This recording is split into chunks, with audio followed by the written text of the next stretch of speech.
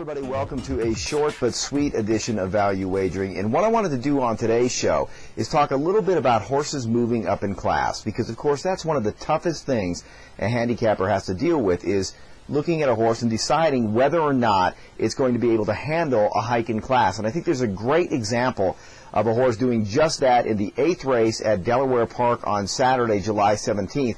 The 8th race is the Barbaro Stakes, and the horse's name is Will's Wildcat. Now, if you look at Will's Wildcat, you're going to notice several things. First of all, in terms of speed and pace figures, this horse fits. The Brisnet speed figure par for the Barbaro Stakes is a 97, and you'll notice that Will's Wildcat has run a couple of 99s.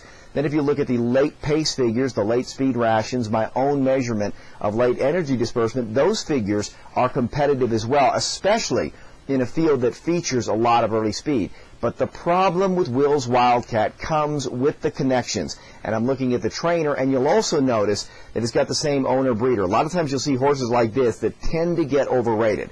The really kiss of death is the owner-breeder trainer, all being the same. But in this case, the thing that I don't like is look at Baker off of a win, 7%. He's also not good in graded stakes, and all of that leads me to believe that Will's Wildcat might not be in a good spot today. Couple that with some of those turf tries. This is a horse that's not particularly well bred for turf, and yet you'll notice they kept going back to turf. And in fact, after Will's Wildcat broke its maiden, they tried turf again.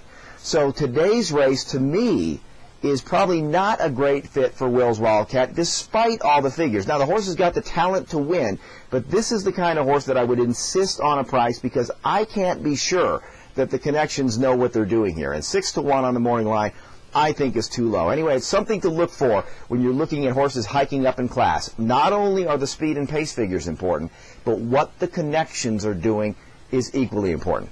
Hope it helps. Have a great wagering weekend.